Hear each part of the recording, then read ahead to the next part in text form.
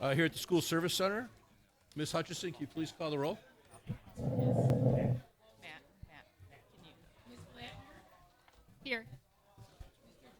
Here. Here. Here. Here. Here. Here. Mr. Long, would you lead us in the pledge, please?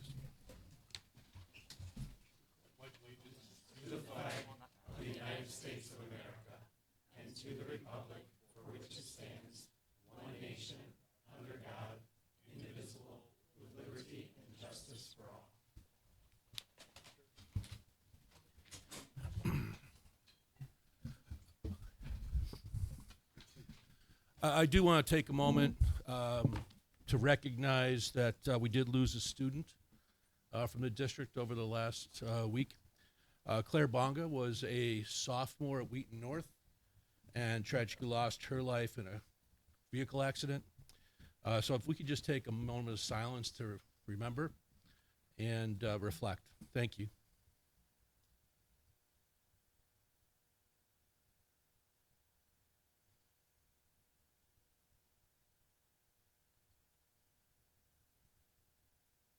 Thank you.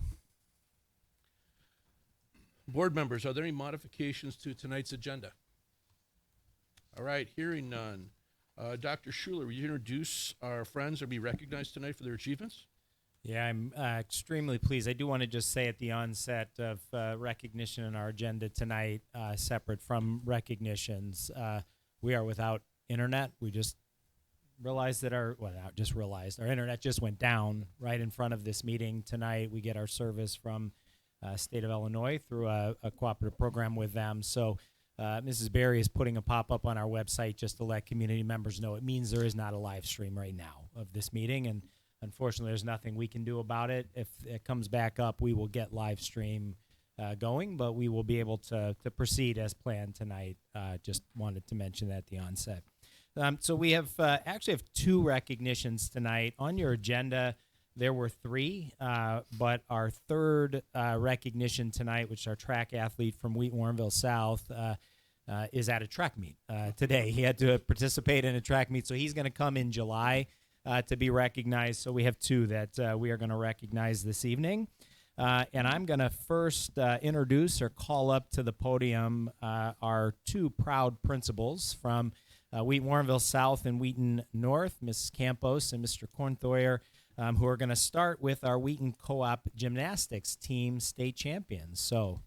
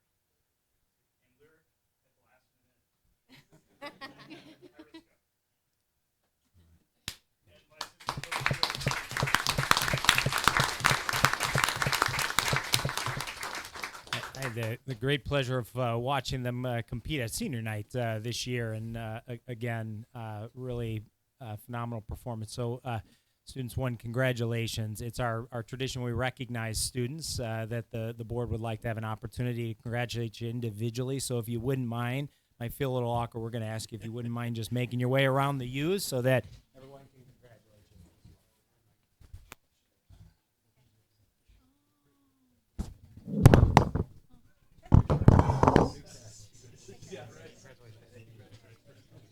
Great work.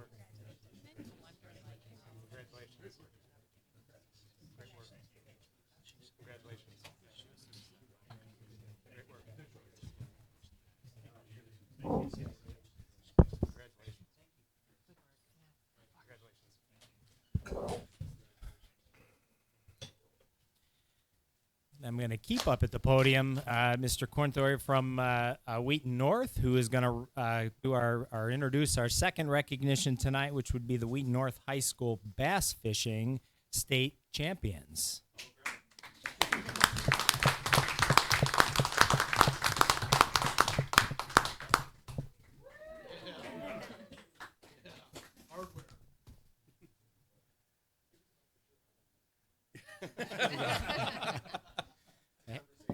I had this one. Clearly, Yeah. yeah. How's that? Well, we're very proud of our bass fishing team. Obviously, they had tremendous success. They got hot right the right time at the end of the season. I'm going to turn things over to Coach Dover. We did Coach shared with me today that these gentlemen qualified for nationals.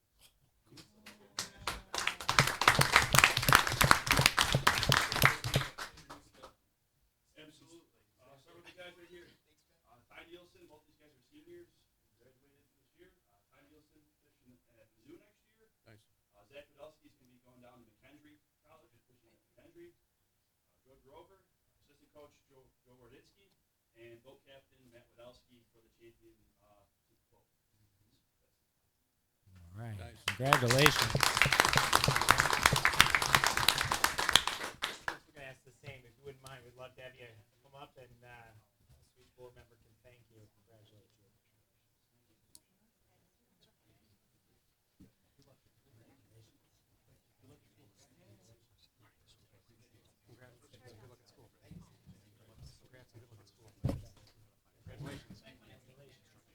Yeah, I know. I will. Yeah, I'll hang on to it. Yeah.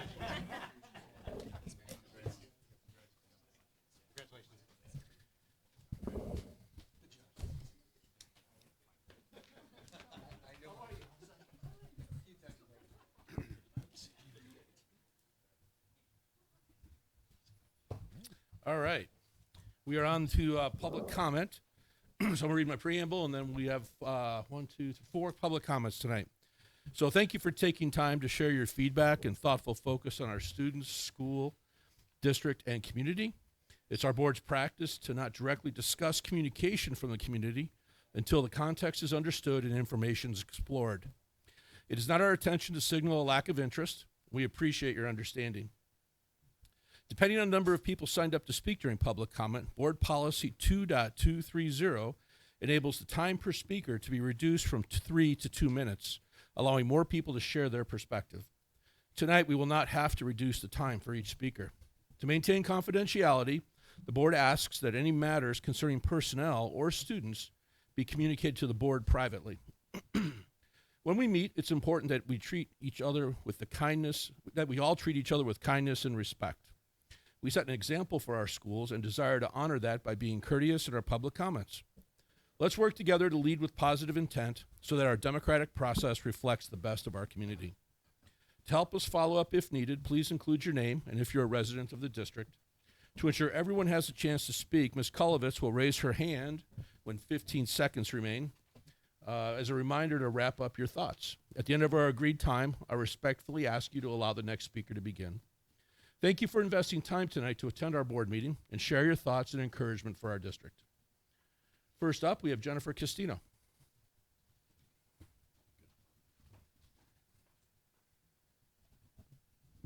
Hello, my name is Jennifer Castino. I've lived in the district for 13 years. My only child is a middle schooler in the district. Thank you for recognizing Pride Month and for supporting our LGBTQ+ students, families, and educators. Thank you for ensuring our students have access to inclusive curriculum, diverse materials, and affirming clubs and activities. Thank you for establishing comprehensive policies that protect and support our LGBTQ+ students. I think it's important we remember our modern Pride celebrations began as a commemoration of the Stonewall Uprising, a rebellion against relentless government-sanctioned persecution of LGBTQ+ people. At a time when their rights are under unprecedented attack, your full-throated support is particularly vital. So far this year, over 500 anti-LGBTQ+ bills have been introduced across the country, many of them targeting trans youth. Studies show this stigmatization and oppression disastrously impacts LGBTQ+ children's mental health. Trans youth attempt suicide at a rate 9 times the national average. Research finds significantly improved mental health outcomes for LGBTQ plus young people when they have access to affirming spaces, accepting adults in their lives, and an accepting community. Visible, outspoken support for our LGBTQ plus siblings is life-saving. Celebrating our LGBTQ plus students and recognizing the long ongoing fight for their human rights does not diminish the accomplishments or rights of others. Rather, it underscores that in a thriving democracy, we must safeguard the rights of the least powerful among us, especially when their rights are threatened. That is what it means to be truly inclusive. I'm again heartbroken by some of the discussion in our community, conflating sexual violence and predation with LGBTQ plus visibility or trans people's existence in public spaces is homophobic dog whistling that dehumanizes our LGBTQ plus siblings. No honest, productive discussion of our students' safety can ever include such harmful vitriol. It is imperative that our LGBTQ plus children know they are seen and are safe. Sainted civil rights activist, lawyer, and Episcopal priest Pauli Murray wrote, "True community is based upon equality, mutuality, and reciprocity. It affirms the richness of individual diversity as well as the common human ties that bind us together. We must continue to celebrate our diversity and our common human ties in order for our children to truly thrive. To my LGBTQ plus siblings, we are made in God's image with inherent sacred worth and dignity. You are loved fiercely and unconditionally, exactly as you are. Happy Pride." Our next speaker is John Wagner. Alicia, you can go together. Okay. I would like to say thank you to my District 200 teachers and staff that helped me accomplish so much. I would like to thank Bill Sherwin, Luke Spradley, Stephanie Fernling, Susan Baker, Miss Edlin, Joan Wegscheid, Miss O'Connell, Mr. Grace, Mr. Duracha, and all the other teachers. Thank you for taking a chance for me. I would like to thank my mom and dad, Mossy, Jane, Kellen, and my brother Michael, my brother Danny, and my friend Sam. I would like to thank my Danny's girlfriend Sierra and my sister Annie for helping me along the way. My words cannot express my gratitude. Transition has truly prepared me to become an independent adult. I have had great opportunities while working at 2 jobs at Suncast and Bricks and Minifigs. None of this could have been possible without District 200. I'm so excited to start classes at College of DuPage for my next adventure. Thank you again to all of District 200 schools for getting me where I'm today. To all those upcoming District 200 students for the 2025 academic year, you're in great hands. I could have done without all of you. I will miss everyone all of here at District 200. It's been a great honor and a distinct pleasure to have all those years in the past fly by. It's been a great honor serving with me for those 20 years. Again, thank you for your attention. I hope everyone has an amazing, awesome summer.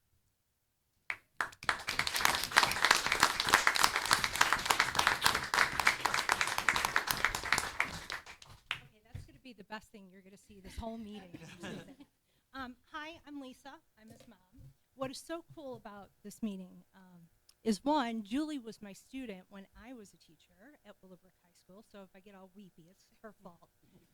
But second of all, we have 5, maybe 6 kids, 4 of whom are ours, some that we just kind of claim to be ours, have gone through District 200.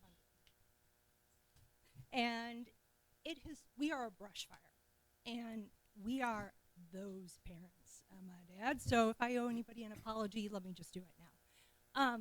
But District 200 is so wonderful, and we are so lucky to be here. And to all of you on the school board, thank you for being in the arena. You have a thankless job, and we appreciate your service and all that you do to make District 200 what it is. Thank you to all the teachers. When we first started District 200, we had someone say, "Ooh, that his future wouldn't be as bright as it is now."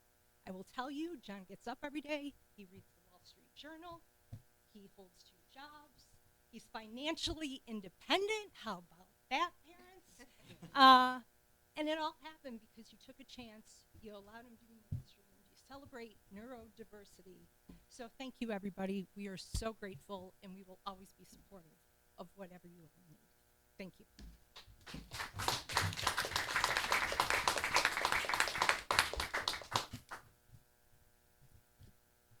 Our last speaker is Ethan Spade.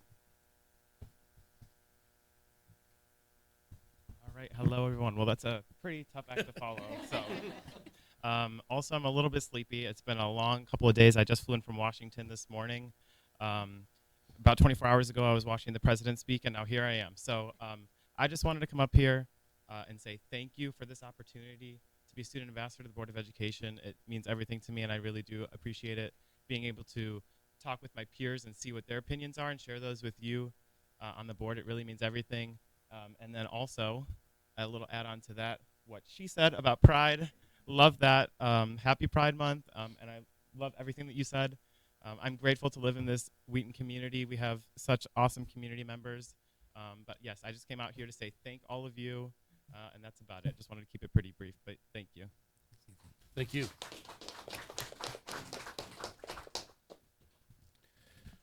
All right, we're on the superintendent report. Dr. Schuler. Yeah, now I get to follow. Yeah, right. All of both our celebrations and public comments. So I actually do want to start my report this evening by introducing our student ambassadors. So just a little context that Robin and Julie were a part of, and I apologize. We've worked through this. I think we probably weren't keeping kind of full board as informed as we should on kind of how this process was moving along. But as we met with our student ambassadors at the end of the year, both with our high school principals, Mr. Biscan, board members, and I, we kind of talked with them about the process of rolling over new student ambassadors. And to their credit, I think our ambassadors had such a good experience that they asked to be a part of the process of moving or introducing our next student ambassadors. And so the core of our process stayed exactly the same. The way we went about soliciting applicants, working to get applications from them, but the difference is that we utilized our current student ambassadors with our high school principals to introduce or interview all candidates and arrive at the recommendations that we have for you this evening. So I'm not going to steal any more of their thunder other than I'm going to start, I think, where's Kaylee? There you are. I'm going to start with Kaylee and let her give just any quick South shout-outs, and then she's going to introduce what you're going to see in your 3 new student ambassadors from Wheaton, Warrenville South. So, Kaylee. Hey, good evening, everybody. It's such an honor to be here at the end of the year, especially because we just started this program. It's been one of the most fulfilling things I've done with my high school experience. So I'd like to start by thanking all the board members for giving us this opportunity. With that being said, we went through a really long interview process at South, looking for which of our students are going to be our best to kind of take over and keep this program up. So I'd like to just give a little spiel on each of them today because they're all pretty special and awesome. So this is Lauren Didio. Lauren is involved in youth and government. She is the most outgoing girl I've ever met, and she tops my outgoingness, which is pretty impressive. Lauren is very well-spoken and an excellent young lady who has so much leadership potential in her. Then we have Caitlin Groves, one of my other outspoken girls. She's amazing. She can stand up to anything. She's got this. People love to talk to her. I never see her walking in the hallway alone. People are always saying hi to her. So again, a really great representative of our students. And then we have Max Dudek, who, when asked how many clubs he was involved in, it's insane. And he still manages to schedule and just do amazing things in high school and beyond. And I know these people. I've met them. I got to sit in on their interviews. And I know all 3 of them have excellent potential to be a part of this program. It's been a gift to be able to be a part of this. I'd really like to thank CUSD200. And most importantly, I'm so excited to announce our ambassadors because I know they're going to do amazing things. Thank you. Hey, Kaylee, would you do me a favor? Would you guys mind just kind of sliding over to the side and stay up here for just a second? That way we can welcome everybody. And Ethan, I think I'm going to introduce you to. All right. So I have 2 out of my 3 here with me right now. Third one is on the way, so she might come in a little bit late. but we have Abigail Williams and Luke Bellini right here. Abigail is very involved in our theater department at North, and she's also in the Paws Clubs and a couple other things. And then Luke is on the football and the baseball team. They both have lots of leadership experience and very different backgrounds, so they're able to connect with students from a broad spectrum across the school. So we're really excited to add them to the team. And then the one that's not here right now, Carla, she's on her way, but she's very involved with speech. I think she's almost won state once, I want to say. But we're excited to have all three of them as our ambassadors next year, and they very well represent what our values are at Wheaton North. Thank you. Thank you. So just a real quick comment here on this. So the one of the things that the ambassadors asked for coming into next year was that we consider expanding to 3 ambassadors from each of the school. I think reason being, obviously, as you heard in the introduction tonight and saw this year, they're incredibly busy. They're involved in a lot, and so this will allow them to set up a rotation schedule to make sure we have an ambassador at each of the meetings from both high schools, also including our committee of the whole meetings next year, where I know there's a lot of valuable conversation that we want to get their perspective. And so we thought it was a great idea to expand to 3 from each of the buildings, to continue to expand the scope. And as I've said to our ambassadors from this year, and certainly will say to our new ambassadors that we welcome, I think this has been such a benefit to board conversations to have your perspective not only at the table sharing what you share from the building, but weighing in on conversations, and your voice is really important to us. I want you to know that. And so,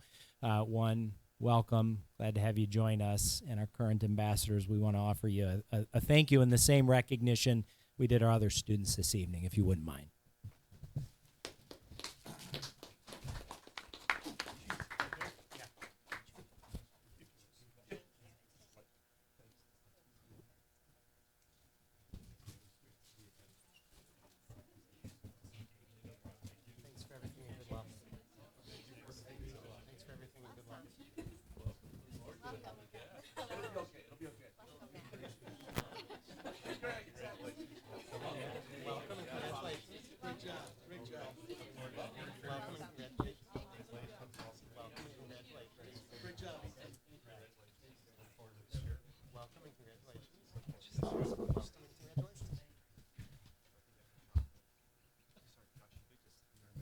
Yeah.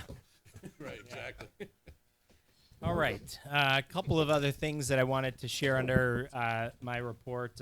So again, this we just said, like, hard to top all of this, right, in terms of good news. So I do have one other introduction tonight. So in a little bit, as the board moves on to your consent agenda, one of the things that you're approving under your personnel report is a new administrator in the district. And so I'm really, really pleased to introduce Alexis Hansen. Alexis, if you could stand up and wave.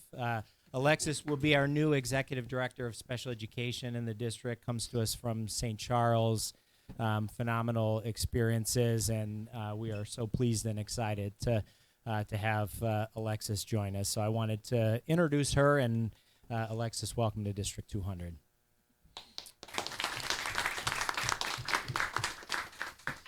Just a couple of other quick things then under my my report. One, it's summer. We've got almost $9 million worth of construction work happening across the district this summer. It is all well underway. Dr. Keefe and I had an opportunity at the beginning of this week to do an early tour, especially of a bunch of our concrete paving work that's actually close to complete at a couple of our schools, as well as see some of the other work launched. So again, no unforeseen early, knock on wood, or anything nearby, and we are on target and doing well with that work. Two, just wanted to mention one of the things that Dr. O'Keefe and a number of departments in the district introduced this year was a new online registration process to roll over our students. Pleased to say 89% of our families have completed that new process, which is not 100%. We need to get to 100%, but it's a good start for where we are. So we've got a couple of other reminders that we're gonna push out. But again, to anybody in the district that has not yet completed the online registration, please do so as soon as possible, so that we can continue to move forward. Also want to send a quick thank you to our safety committee and teams within the district for things that have already happened this summer that align to the update we gave to the board in April on our comprehensive safety plan. Number one, Jason and his items that were approved by the board in terms of some of our safety physical infrastructure underway. That work's happening on top of that other facilities work that I talked about. So if you add the safety with the regular facility stuff, now we're up over $10 million worth of infrastructure that's going in this summer. Two, in partnership with the Wheaton Police Department and Wheaton College, we did a major safety exercise last week. I guess that would be where did a number of different scenario planning, great for the police department in terms of an opportunity for them to get some experience in our building, also good for our teams to be able to watch those exercises play out and kind of see how our role would step into that. With Wheaton College, what we partnered around is a reunification exercise. So again, reunification wouldn't necessarily just be used in probably the most dire circumstance you might think about. There are a number of scenarios where it might be necessary for us to move students from one site somewhere else where we could reunify them, obviously with staff and parents if necessary. And so we were able to go to Wheaton College and actually walk through a reunification exercise, including seeing where everything would be staged. And so thankful for those partnerships. Two professional development events that have already happened, or one that's happened, one that is going to happen. Yesterday, our Prepare trainers in the district, you heard a lot about Prepare training at that April meeting. So we did a Prepare day, full day of professional learning for a number of our administrators, staff in the district.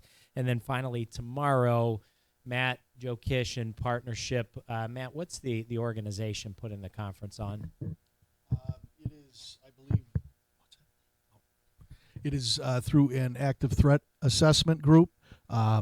We're going to have the police department from Oakland, Michigan, speak about the horrible school shooting that occurred in Oxford, Michigan, a few years ago.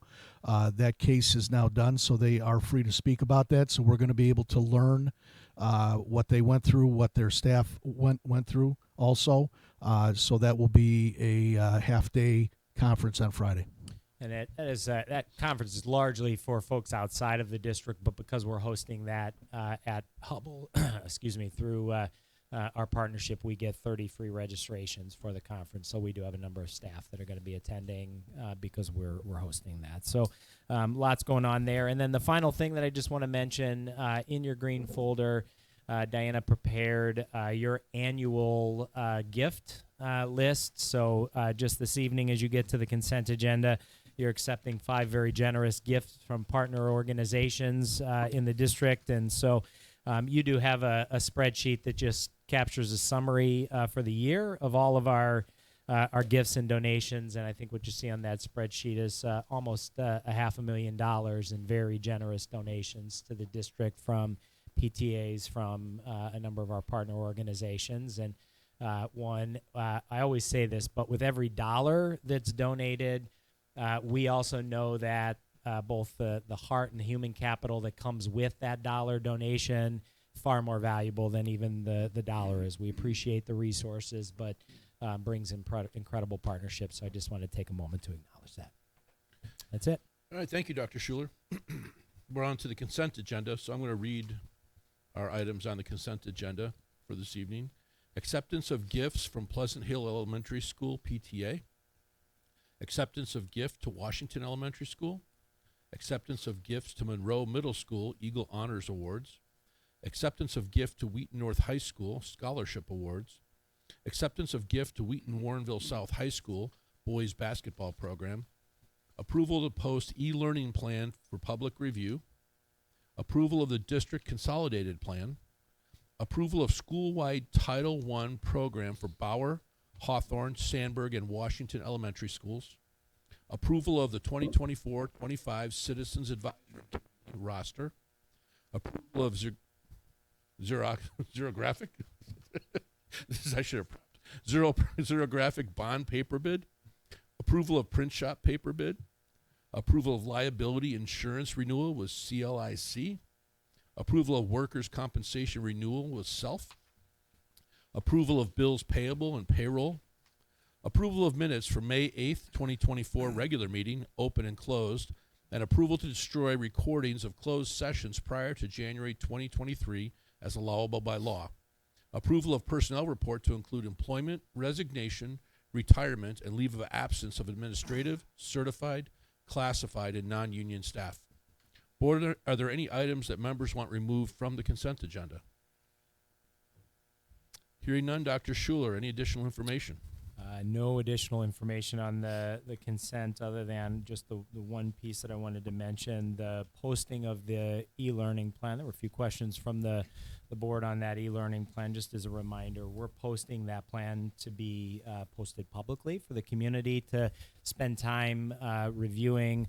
Melissa and her team worked pretty extensively both with our association representatives and our administrators in gathering feedback to bring that back to you. And I also just, I think worth mentioning that most of what is in that e-learning plan was driven by a full year of experience in having run a virtual academy. So just please know that as we design kind of the combination of synchronous and asynchronous experience, that was really driven by a full year of experience educating almost 1,300 kids through a virtual academy. So I just wanted to mention that. But again, that's not action for approval tonight, just posting. There will be a public hearing in July and an opportunity for board to ask any other specific questions before you act on that. Board, any questions or comments? Can I ask a question now about that? Yeah. Two things. One, like if we did not have the potential for e-learning, would that reduce the need in the younger grades for the one-on-one device? I don't think so. No, I don't think so. I don't think that those devices exist just for the purpose of e-learning.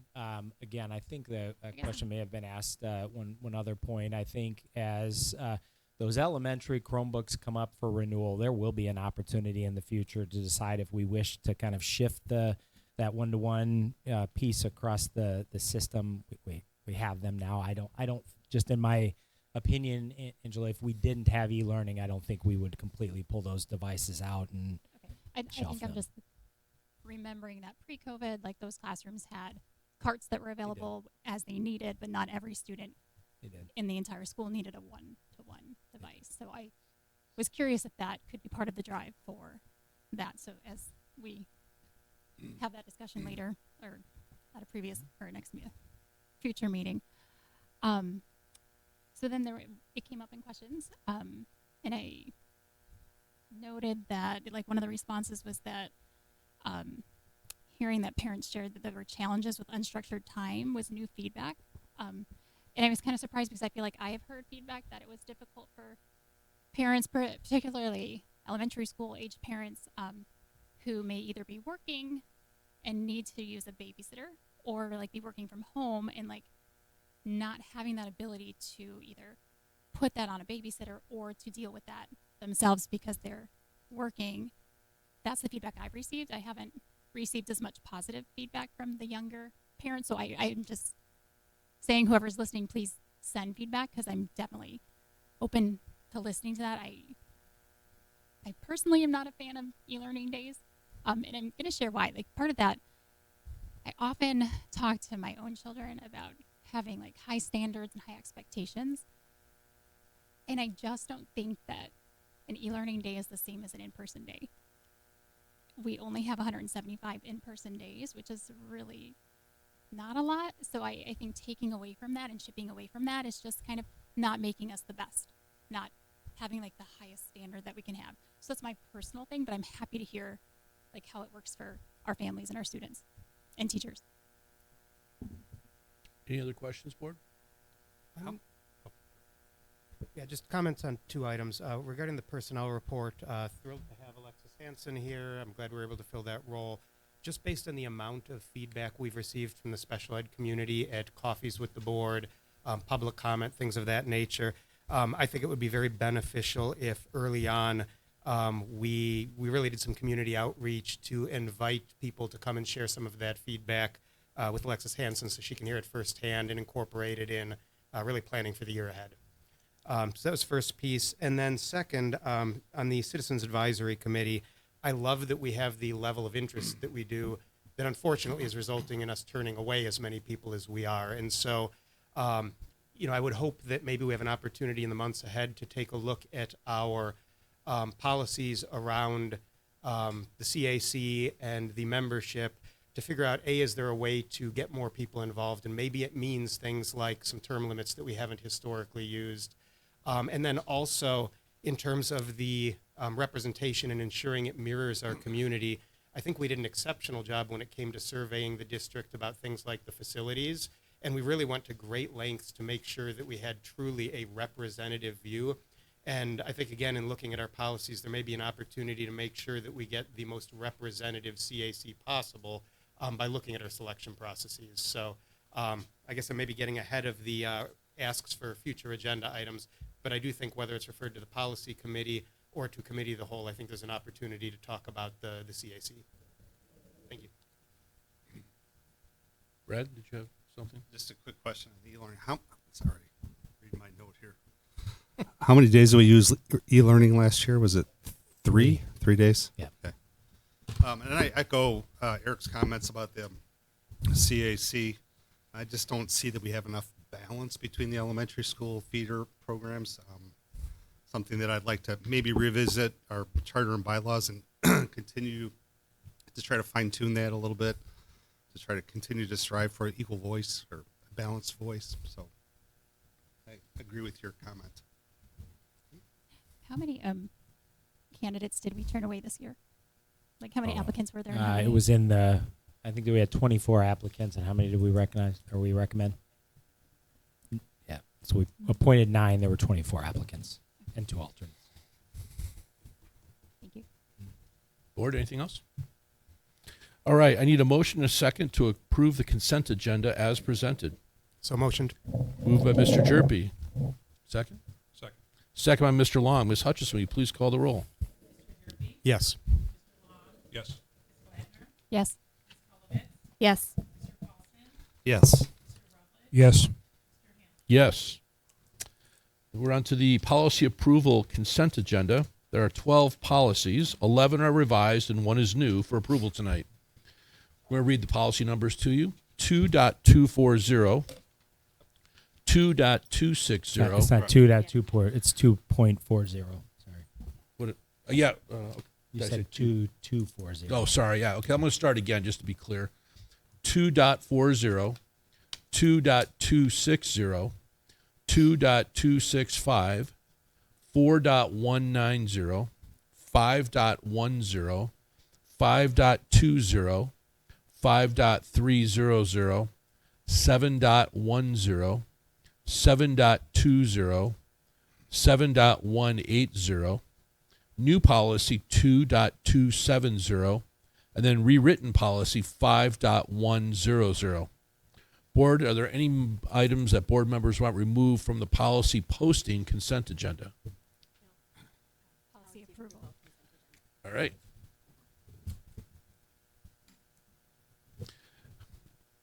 I'm going to read that again. Board, are there any items board members want removed from the policy approval consent agenda?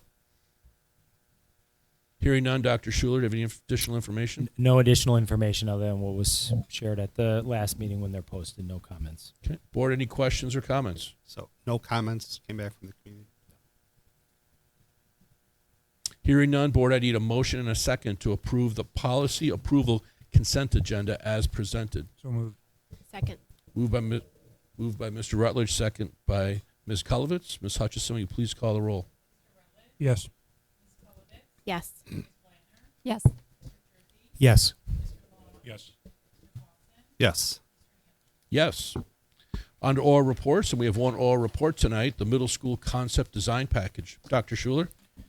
Yeah, we're really pleased to bring to the board the middle school facilities concept package, just by way of recap of history and what got us here. As the board is well aware, through the spring of 23, end of last school year, the board was re-exploring some facility concept plans at our 3 middle schools, Franklin, Edison, and Monroe. I think the board wisely at the end of last year kind of asked us to take a pause and move into a community engagement mode to get some feedback from the community to inform some updates brought back. And so we spent a lot of time in the fall of this school year just completed working through a community engagement process with the community. We brought an interim report in October, a final community engagement report in December, and based on that feedback from the community, we worked hard to reflect that feedback with updated concept designs that are being presented to you this evening. I can't recognize or thank enough the work of Michael Dolter and the Perkins and Will team. They spent not only a lot of time listening to the community feedback in updating the concept plans, but a lot of time in our buildings, both in original investigation and really listening deeply to staff to adjust and modify plans. I think Julie had asked a question coming into tonight that I just want to lead with to say a lot has changed in the concept plans. Well, some of the kind of the color-coded picture of where spaces are didn't necessarily change across all buildings. What I can tell you is the level of detail behind those concept plans. In other words, how we're designing the renovation of spaces to both make sure that we protect both safety, security, obviously access for students to learning. We did a lot in the design to make sure that spaces were optimized. So without further ado, I'm going to actually kick it over to our Perkins and Will team. Michael, in bringing to you a presentation this evening, actually pre-recorded a narrated set of slides that he's gonna walk you through. Michael could not be here tonight. We knew he couldn't be here tonight when we scheduled this deliverable day in person, and so we didn't want, as it turned out it was a good idea, that we pre-recorded this because of the internet outage. We would have had a real problem. So we had Michael pre-record the presentation part, and then we're going to bring him in by phone for purpose of Q&A with the board. So I'm going to hand it over to Michael, pretend he's here at the podium where he takes you through the presentation tonight. Let's go ahead. Hello, my name is Michael Dolter. I'm a senior project architect with Perkins & Will. We've been working with the district for several years on master planning projects, as well as taking the middle school projects, which you're about to see here, through concept design. This presentation represents the culmination of several months of study and investigation, as well as planning for the improvement projects at the three middle schools, Monroe, Edison, and Franklin. The intent from this presentation is to present back the information that we've gathered, as well as the design work that we've done to date. What you're going to see here is a snapshot in time, and is really not representing a distinct architecture, but is giving a concept of what the improvements could look like. You'll see images, you'll see plans. There are a number of different steps that we'll take before we get to the point where these will be built or realized projects, including additional opportunities for input from the community, as well as the students, staff, and faculty within the district. So we'll talk through today the process that we've taken, as well as looking at some proposed improvements that have come from our conversations with the staff and faculty at each school.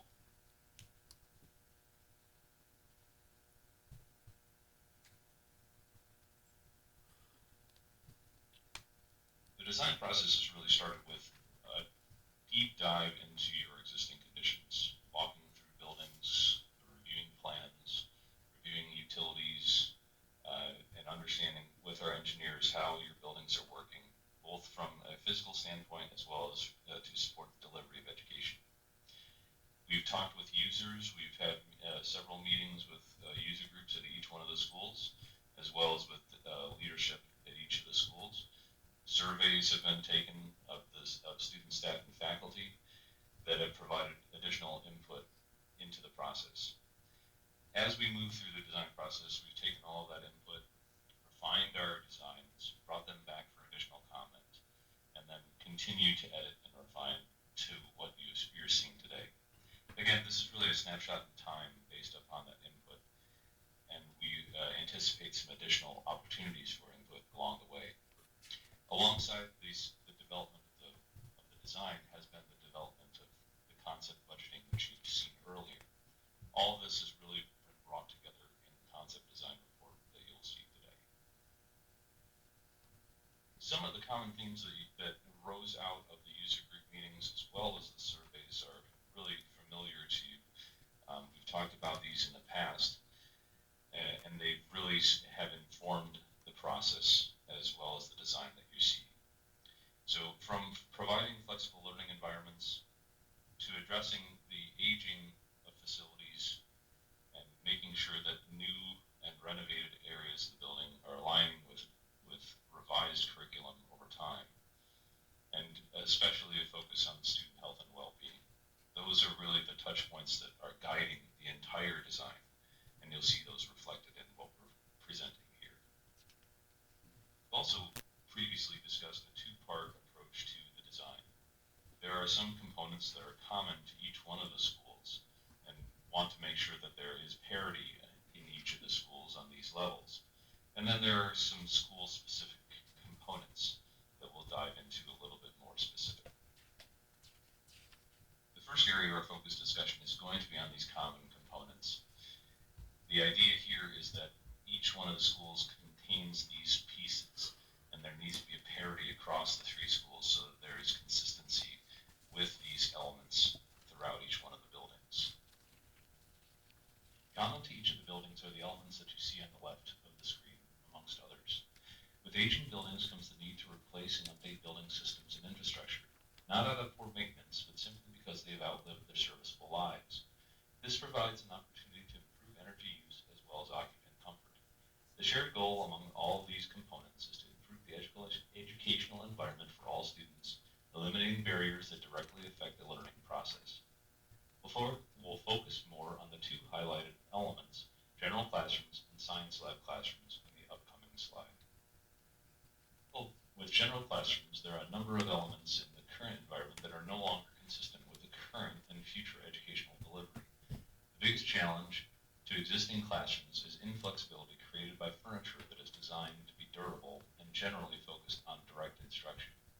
The method of educational delivery has shifted away from that model to a more collaborative and flexible approach. Instead of the front-facing classroom, the approach is to provide opportunities for exploration in multiple configurations, technology that is easily accessible for all students, and furniture that is rapidly and easily reconfigurable.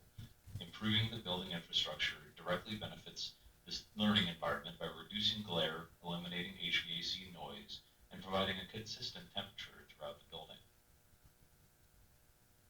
Here's a quick example of how a space can be reconfigured, allowing instruction to not be limited by the constraints of the furniture in the room. In today's science lab classrooms, there is a size disparity across the three middle schools. A baseline size has been established by the district in order to provide parity across buildings. As with the shared classroom, flexibility is key to inquiry-based instruction.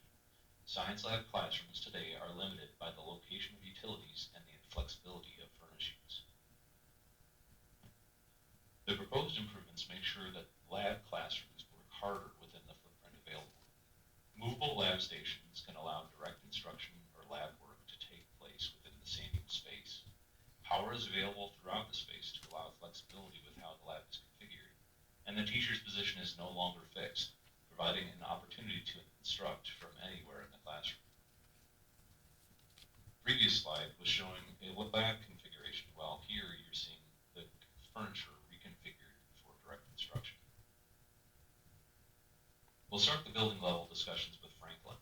The first few slides will focus on the plans, and then we will move on to more specific improvement areas. While there are improvements identified for almost every portion of the school, we'll highlight a few specific components here. The major new construction piece at Franklin is a proposed music addition in the northeast corner of the building. This addition takes undersized and acoustically challenged music classrooms and creates. This allows the Library Learning Center to be relocated to a more central position in the building. We've taken a different approach to student wellness than previously discussed here at Franklin. The main office is relocated, and student health and wellness services are consolidated in an area that currently houses undersized science lab classrooms. With the main office relocated, exploratory labs are brought to the central level and paired with other elective classrooms. As discussed on the first floor, the relocation of the LLC allows for the backfill of the current LLC space with additional classrooms. Science labs are consolidated on this level as well, providing a shared location for 7th and 8th grade science classes. With the exploratory labs moving to the first floor, 6th grade science moves downstairs and is right-sized, allowing the 6th grade cohort to stay majority on the lower level. The current LLC at Franklin is challenged by the configuration of the space. Formerly housing classrooms, the compartmentalized space and high stacks provide observation issues, and the heavy, bulky furniture hinders the ability to reconfigure the space. The new 2-story LLC at Franklin will provide opportunities for groups of all sizes to come together in open and enclosed spaces. Low and mobile furniture and stacks can be reconfigured to allow the space to change over time. A learning stair provides the unique opportunity for space for individual study, small group gathering, and large group interaction. Music spaces at Franklin suffer from acoustic separation issues that hinder the ability to hold simultaneous music classrooms in the adjacent rooms. The popularity of the program, coupled with the size of the instruments and lack of storage, has created space challenges throughout. Choral classes take place in a space that is undersized and was originally designed as a storage room for the auditorium. Without dedicated practice or ensemble spaces, students practice in hallways or wherever they can find space. This creates observation issues and is a disturbance to surrounding classrooms. The proposed improvements provide dedicated small group and ensemble practice rooms along with storage spaces as a sound buffer between classrooms. The music classrooms themselves are right-sized, equipped with adequate instructional technology and playback capabilities, and provide access to natural light while maximizing utility. The proposed the existing building setbacks and is sensitive to the neighborhood scale of the existing building while mirroring the current building's architecture. Moving on to Monroe, we'll again focus first on plans and then dive deeper into the specific components. At Monroe, there are several areas that are highlighted. Just as in Franklin, the first major domino is the construction of a new performing arts and music wing in the northwest corner of the building. This provides right-sized music classrooms and a new theater space. The construction of that wing allows several other projects to take place within the existing building. The current music area is backfilled with exploratory labs that allows for the expansion and consolidation of student health and wellness offices. The relocation of the exploratory labs also allows the consolidation of the essentials program close to those same student health and wellness areas. Locker rooms are consolidated and relocated in another small building addition. The current theater is repurposed as a flat floor multi-purpose room. The focus around right-sizing science lab classrooms is addressed for both 6th, 7th, and 8th grade class labs. The shared focus around elevating the Library Learning Center is also addressed. The Library Learning Center at Monroe has similar challenges to Franklin, with inflexible furnishings and space monitoring. At Monroe, space monitoring is caused by the difficulties of the surrounding hallways, which creates a challenge at defining the actual space for the LLC. The proposed improvements focus around providing opportunities for student gathering at multiple levels, providing mobile, lowered stacks, and furniture that can be quickly rearranged, and defining the edges of the space with enclosed and transparent small group rooms. The small enclosed lecture-style hall theater shown here is limited in size and capabilities and provides challenges for acoustics, lighting, and technology. The adjacent common space, also used for performances, has its own challenges. Neither provides an ideal space for performances. The proposed theater at Monroe provides a new performing arts space that can accommodate different types of performances and gatherings for the school and community in general.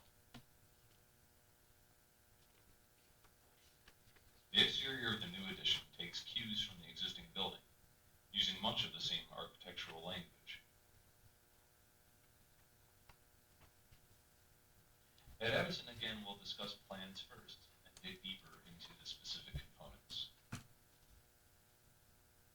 As with at Franklin and Monroe, the focus at Edison is making the existing buildings work harder before providing strategic additions. The same focus on student wellness and health, classroom reconfiguration, science lab right sizing, and electives repositioning is true at Edison. Similar to the two previous schools, the focus around revitalization stage on the second floor. Comparable to Monroe and Franklin, the LLC at Edison has similar observation challenges and struggles with inflexible furnishings. The proposed improvements to the LLC at Edison is similar to the other schools as well. Use of low, mobile shelving, flexible furniture, and gathering spaces of all sizes and scales. A repositioned circulation desk allows for better of the entire space. The main gym at Edison is undersized, has bleachers of limited capacity, and flooring with very little resilience. The proposed expansion allows for a space that can be used for multiple purposes. A central divider creates the ability to separate the space for multiple classes at once, and expanded bleachers address overcrowding during school and park district events. The exterior of the gymnasium addition shows a continued investment in the site to reconstruct shared outdoor play space that would be affected by the new addition. We're excited to continue the conversation and invite any questions or input at this time. Thank you.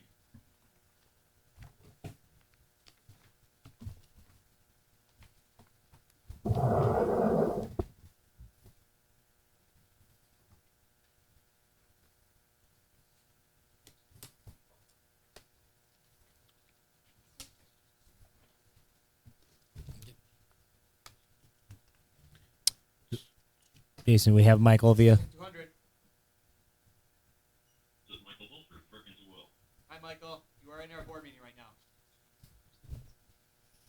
Good evening. So board, do we have any questions for Michael now that he's joined us? I have 3 questions, and I'll Okay. keep it pretty succinct. You First, have to be really loud, Eric, because really loud. Okay. For Edison, the gym access currently, I think, is a little bit challenging. I can't tell from looking at the design whether that changes at all. Is egress and ingress from the gym changed with this design? One of the things that we've really been trying to take a look at is the common zones outside the gym in that area. Also providing an opportunity to separate out some of the areas there too. As you know, that there's a challenge with some of the toileting in that area, as well as the accessibility that since the main entry for the public is really off to the east side of the main competition gym, that there is only a stair there. So we're hoping that we find some opportunities to improve that for sure.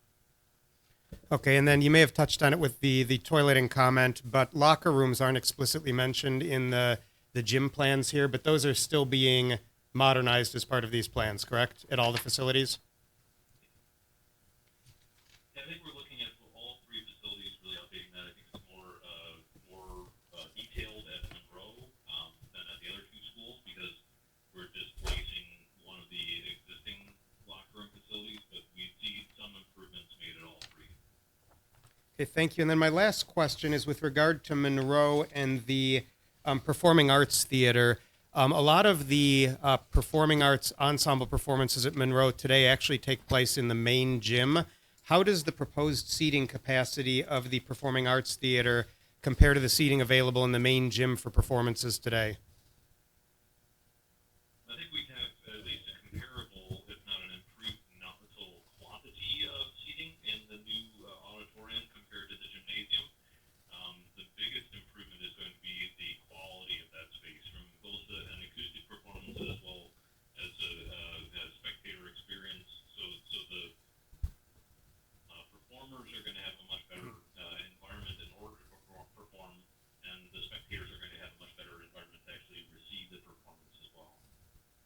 Okay, thank you. I think the other thing, Eric, because we're both parents at Monroe, right? I came through Monroe. That common area is used for a lot of performances too, which is basically a stage overlooking a lunchroom, right? So that's the other piece to kind of play into it. I had a few questions. The first one, simple one. Can you explain what an exploratory lab is?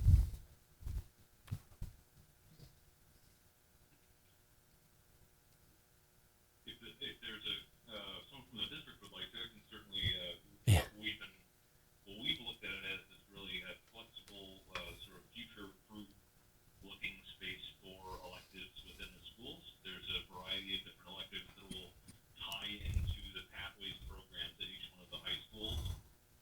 Yeah. And, the intent is that either spaces that will serve those functions and be able to be modified over time as electives continually change over time in the schools along with those pathways programs at the high school level. So Julie, at the middle school, when students are not in their core classes, math, science, social studies, they are often at an elective or an exploratory program. That could include Project Lead the Way, that could include art, general music, right? Any of those programs. So two things. One, Melissa has been leading. So on your work plan, that's been a area of exploration through this past year that's going to continue into the fall, looking at what do those programs continue to look like moving forward? How do we align them to our pathways work at the high school level? But from this perspective, really the conversation with Michael and team has been, how do we design spaces that can also serve multiple needs and opportunities moving forward? Just one quick example that I'll give you. When you talk about culinary, right, there's an interest in perhaps having an opportunity to have some culinary, what might have been like a traditional home economics type opportunity. But those are extremely like fixed spaces if you build them only for that purpose. And so when we talk about an elective or an exploratory lab, we're talking about building a place that could serve multiple exploratory functions. So perhaps a space that has culinary stations around the outside, but could be used for another exploratory class or purpose through the way that furniture can be configured in the middle, if that makes sense. Good segue into my next question. So when I was at a tour of Monroe, one of the things I noticed is that there wasn't a wet sprinkler system. And given that we're doing cooking and science experiments, that was one thing that I was curious, is that part of what's going to be done in these buildings? They're not in certain parts of Monroe. So if you actually go into the new edition parts of Monroe, they are sprinkled. If you look up, I think there's enough work that's happening across here that you're very likely going to see that. And I think that's it. Any other questions, board? John? I appreciate the iterative process of getting input for this, talking to teachers, talking to students, talking to the community, coming back and revising. Has there been any indication that somebody hasn't been heard? Is there any complaints that we haven't been heard and listened to? Michael, did you hear that? I have had a hard time catching that. I apologize. Yeah, the question was, through the iterative process and the different layers of staff and student input, do you have any indication that anybody has expressed a concern with not being heard in this process? Any particular departments, groups of staff, anything like that? Yeah, we haven't heard that necessarily. I think a good thing that the real great part of this is that we've had the opportunity to talk to a wide variety of staff, faculty. We've reached out to the entire staff and student bodies at all three schools for some feedback. We know that this is going to continue to be a process that we build on being as participatory as possible to bring in as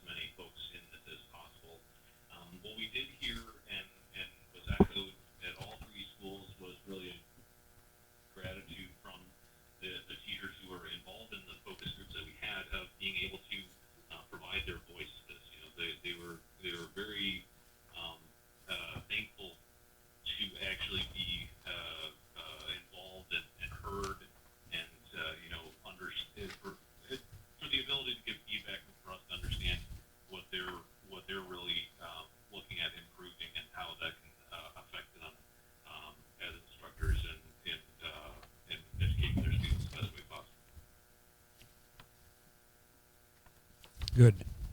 And I would go back to very early in the presentation. You didn't verbalize it, but the slide about the second or third page mentions deferred maintenance, and I've said earlier that I object to that phrase. It implies neglect, and I think that some things just flat wear out. Sorry, I do have one additional question. At this point in the process with concept design, are we able to have a preliminary swag on what the operating savings of the improved efficiencies coming through the infrastructure changes and building system changes will look like? Or is that more to follow after detailed design? I think that was a question that you had previously. We did bring that to the engineers for them to take a look at a little bit. I know that they've done some preliminary looks at that and what that's going to be. We can dive in that deeper with them for sure. I think since we're at a decent place with understanding what the future systems are going to be at the schools, at least from a conceptual standpoint, we can get a pretty good understanding of what the basic costs are going to be that are behind that. I think that the good point is that we're moving away from less efficient systems, from both electrical lighting systems and building mechanical systems, to much more efficient systems. And you'll realize, at least with the additional square footage that we're adding, potentially adding buildings, there is some trade-off with that, but we'll see some significant efficiency increases at all three schools. And we can provide you with a little more clarity on that as well. Thank you. I don't have any questions, but just some comments. I know some people want to know direct correlation between what this is going to do in student grades or performance, which is a fair question, but it's not going to hurt, and it's hard to how do you put numbers to that? But I think to me more importantly is what this will do in terms of this continuing to be a destination district. Many families move here because of District 200 schools. I was talking to somebody today, and she mentioned her son goes to Stevens. And I said, oh, that's like one of the best schools in the state right here. And they moved there because he's has special needs, and they moved into a home in the Stevenson district specifically for that. Having more up-to-date learning environments that are in tune with what we're doing today is just a benefit to the community, and and it's coupled with some things that just have to happen, right? There's a lot of stuff in here that we have to do no matter what, whether we get the funding now or we have to piecemeal it. But I just think it's really important to, it's not just that it's nice and it's new, but like Monroe, like Rob said, you go there to see a play and you're sitting in the gym, in the common area, and so if you're in the back row, you can't see because you're while that's minor, there is maybe minor to some people, especially old people like me, the number of kids participating in music and orchestra and chorus, and it's just growing. So it's to me it's vitally important, and it's just as important as study. So that's my comments, but I think really well done. I really like the work, and questions I've had have already been answered. So. Anything, Brad? Anybody else? I'll wait for you to go. No, you go. I want to go last. You always want to be last. Go last. Thank you for the presentation, Michael. 3 quick questions. So can you kind of describe the overhead power access? I know this is a tiny little detail, but I'm not super sure I understand how that works. And you probably didn't hear me. Yeah, Michael, did you get that? I'm sorry. Yeah, the question was, can you explain overhead power access in the labs, especially the science labs? Sure, yeah. You see in the renderings that were provided that there are some order reels that are shown in the ceilings. What we found over time is that providing the opportunity to have flexible access to power and along with wireless data, provides a really flexible environment for the science lab, so you can set up experiments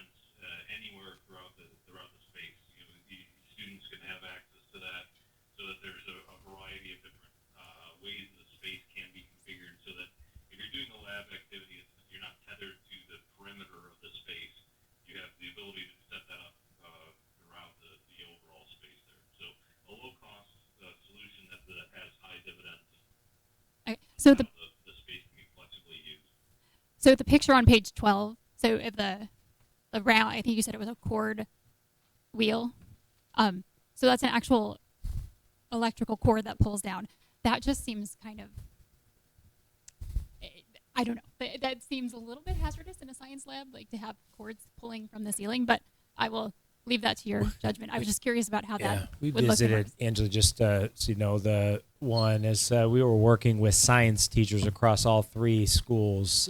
They actually shared with us not only their kind of design and instructional interests in the space, but they actually shared even some examples, and we went and looked at science labs, a number of them that have it, and heard nothing from labs that are already built. There's some in actually just Benjamin Middle School, really close to us, designed exactly that way. Again, it just gives you greater use across, and actually District 2 has got it in some of their new exploratory labs that they've built that kind of run different spaces, and the teachers spoke extremely highly of the flexibility. It's just when kids need it, pull it down, plug in, unplug, and it goes back up, and then you don't have what it avoids, candidly, are like cords that end up getting drug across the floor that are probably bigger tripping and safety hazards than, that coming down when you need it and going right back up. Okay, thank you. And then can you speak to, I just want to be clear, with the student wellness consolidation centers, does that, that houses the nurse, that houses the school psychologist, does that house the guidance counselors? You didn't hear me. Sorry. I did not get the full question. I apologize. That's okay. I think Brad answered the question. And I'm going to talk about that. I'm going to talk about that in my comments. Okay. So I'll bring that back up so Perfect. Michael can hear us. Thank you. And last thought, following up on the discussions we've had about safety, and I know that some of the safety considerations brought into these plans had to do with sight lines. Was there any other building materials in terms of being flame resistant? Was there anything else that was built into looking at safety other than the sight lines? It's a good question. I think one of the main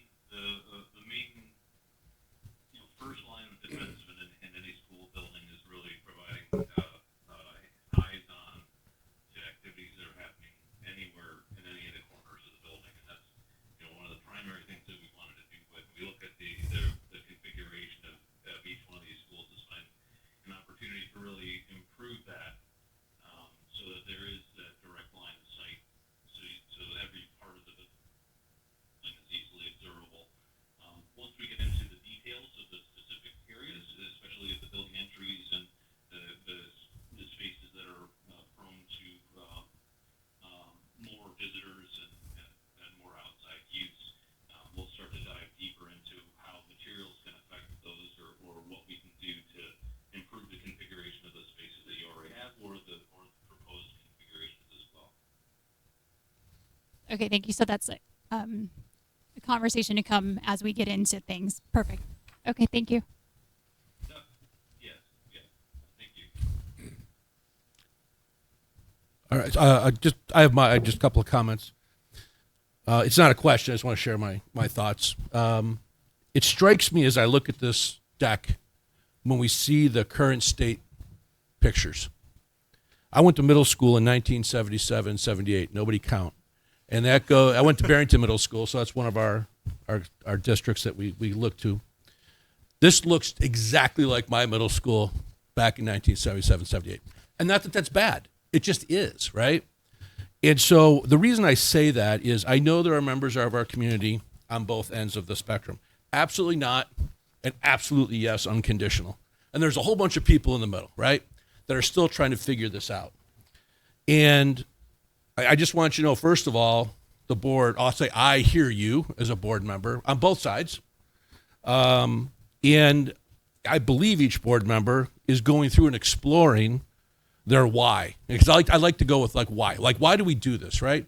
I'm exploring my own why through my own lens, from Barrington Middle School back in 1977, and trying to understand why do we want to do this. And it's not a black and white flip the switch answer, right? Because it's a lot of money, and we've talked to a lot of people, and we're getting more input, which is great. But I want to make sure I, as a voter, understand my why through my lens, just like I think every voter wants to understand their why. And I think there's a lot of people trying to figure that out still, regardless of which end of the spectrum you're on.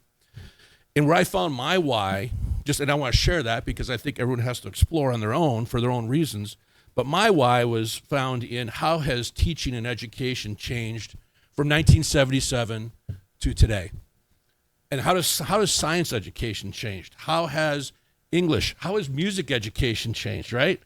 And I'm not an educator. I'm a board member. But I will tell you, when I see my kids and what they're doing, and my daughter who's a teacher now, and what she's learning and what she's doing, I know that teaching has changed and how people absorb information. We've learned so much as a profession, right? And that's where I'm finding my why. I'm not going to know all the details, and I'm not going to have a black and white answer on all the specific value points, but that's where I found my why. So I want the community to know that we do hear you. We know you're exploring your why, and we're still exploring our why as well. But we feel really good about where we're at so far and the journey we're going to go on to come to the right answer. So I just wanted to leave that comment with the team. Thank you. All right. So first off, Michael, this is Brad Paulson talking. You're sitting right next to me right now, so hopefully you can hear me. First off, great document, very thorough, great summary of all the work we've done. Very thorough process. Shows that we've done a lot of homework, and the documentation of that's pretty impressive. I didn't know we were doing surveys of teachers and students. I found the teacher surveys at the end very compelling. I've talked about the importance of having a working environment for our staff. They can do their best work, and it's clear in looking at those surveys that our staff is inhibited by the buildings and the spaces that they have to work. I actually look back at if you recall, back in January, we kind of finished our community engagement report and put together a little 10-point list, and I just look back at that, and I think we've done a really good job of following kind of what the board set out, especially the facility solution pieces and how we've articulated the priorities in that. So I think we've, and the funding and timeline stuff that we've talked about in recent meetings. So I think, the process we've been through, especially the last 6 months, has been very well developed, and I'm going to pivot and stay out of any architectural comments because I know we're still very, very early in the process. The only thing, and it kind of touches on what Angela talked about, I love the theme around student health and well-being. That's important. These are schools for students, not only teachers, but students as well. And I think that's a really important part of this. And yes, Angela, each school's got a consolidated wellness center for the wellness coordinator, the social worker, counselor, psychologist. The one thing that I think would be pretty interesting to explore is I think at the high schools we have these kind of wellness rooms or family rooms for students where students can go if they're dealing with an issue, emotional, they're stressed out, whatever the issue is. I think there's some opportunities to do something similar at the middle school level. I think there's spaces in these buildings. So I'd like to, once we get a little further into the design process, we're not there yet, I understand, but that might be a nice little further tweak to make this a student-centered, healthy, emotionally safe environment for our kids. And that's my really only comment there. Again, I think it's been a great resolution, or really a great consolidation of all the work done. And I think this document shows our community that we've put a lot of effort into it, a lot of thought, engaged a lot of voices, and we've got a good plan and a reasonable plan, and sets the stage for what could be next. So I have no questions. Brad, if I can follow up on something, and I'm sorry, Michael, if you can't hear me, I'll try to talk really loud. So recently, I've had a couple of discussions with separate groups of teachers, staff, who have come. I'm just curious if there's a way to kind of do this within the design of a school, like within the architecture of a school, who have felt that teaching staff and wellness staff seem to be in different lands. There's not that ability to connect and like bring them together. I'm not super sure what the answer would be, but it's something to keep in mind.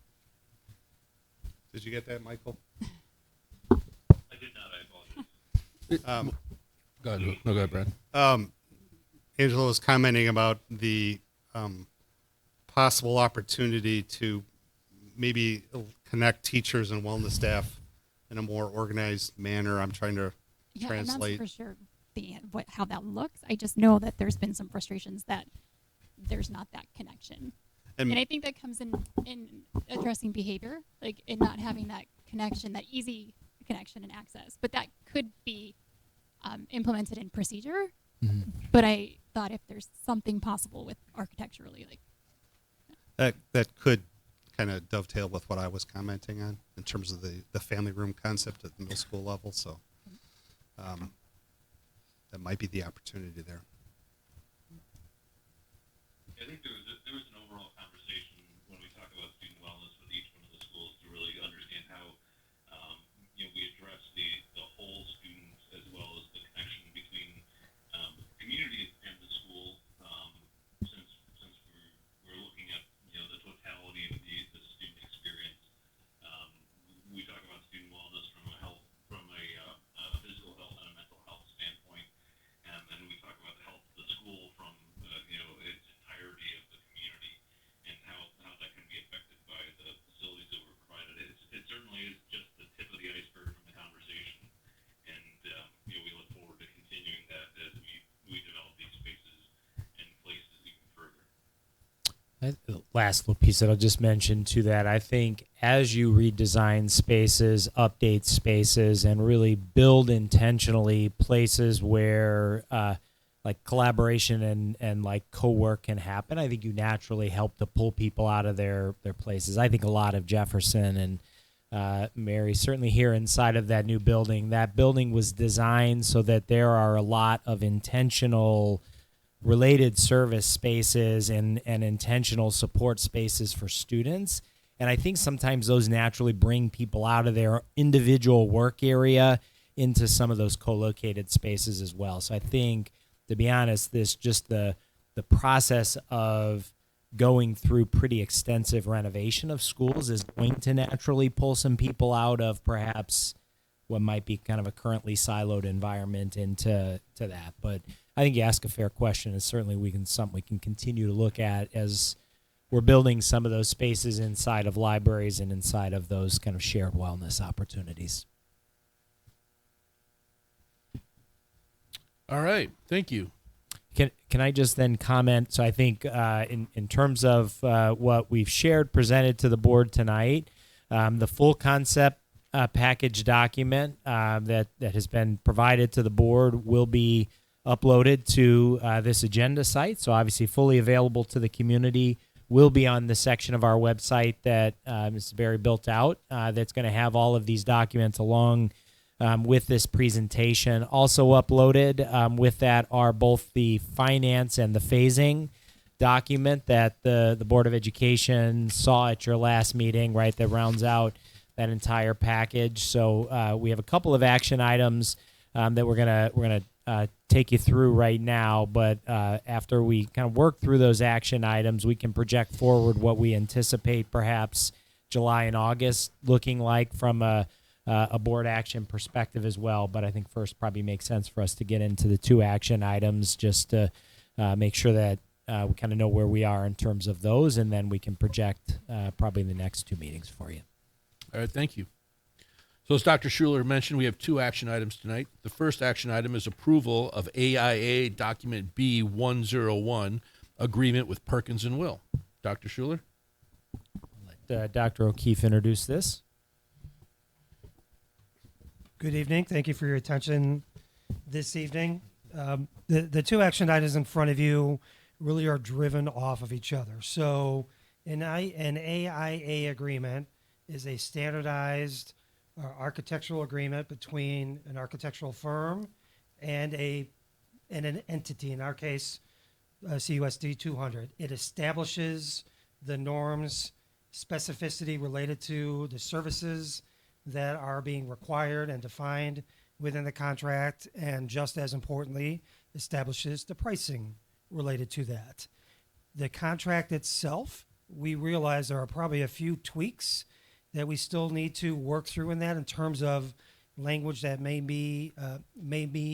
need to be more specific or less ambiguous. So we're working through that with our legal team. Specifically, what this document does, it allows you to move forward with any of the other decisions related to what we do with Perkins and Will. This is the baseline contract between the Board of Education and Perkins and Will. And again, as I mentioned, it establishes a lot of specificity, but it does not establish everything. And our second action item tonight is based off of that baseline contract. So within the baseline contract, it's a standard contract used throughout all of the United States.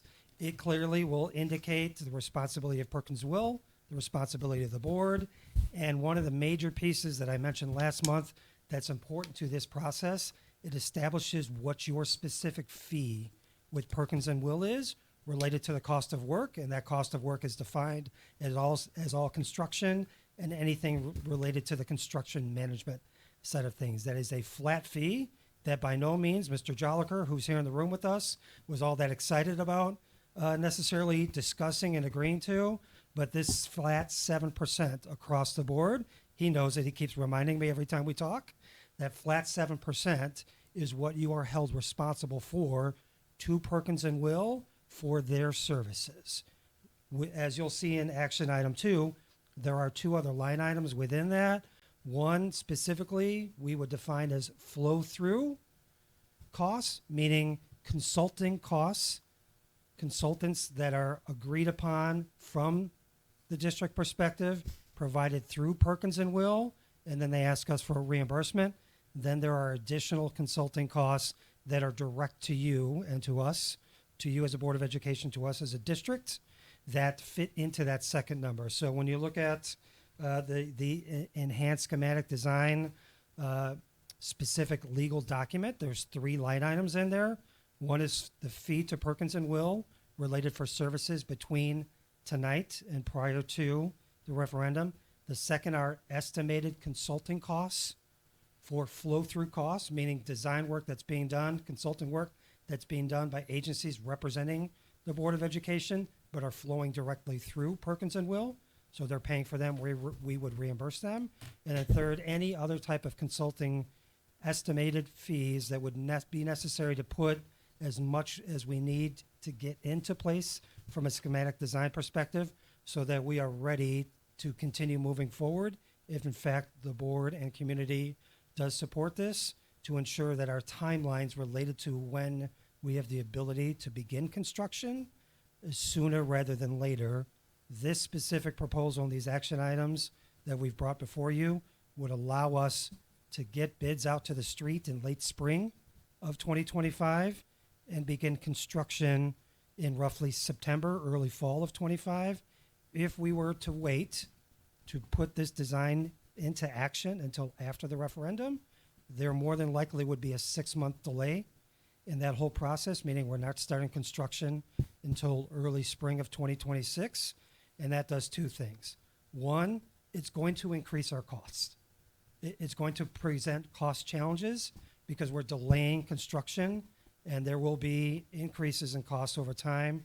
2, and just as significant, there is a very distinct possibility that there are many other referendums from a public education perspective similar to this, if in fact we move forward, that are on the November ballot, meaning we're competing with supplies and with labor, which will also potentially have a negative impact on the overall cost. Nicholas and Associates, your construction management firm, has estimated that that 6-month delay could cost you around $1 million. The aggregate in terms of the action items for tonight between the AIA contract and the enhanced schematic design, that $1 million potential investment, we don't know exactly what it is, but that $1 million investment not only potentially saves you $1 million, but you own anything related to that happens. It is your product coming out of this. It is not money that is thrown out the window. It's not money that you cannot recoup. Anything related to this evening belongs to you.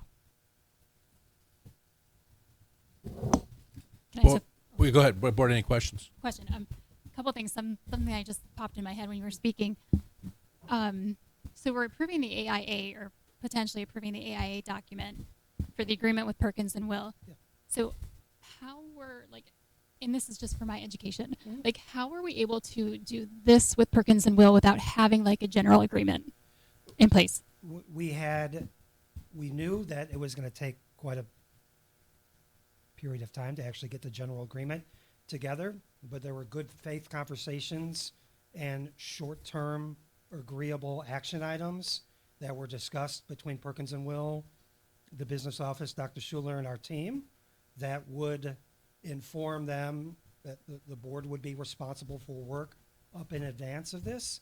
Part of what took longer is not necessarily the language with it, was getting the specific specificity of the price associated with this, the percentage, that 7% inside the contract. That's really one of the pieces that took the longest amount of time.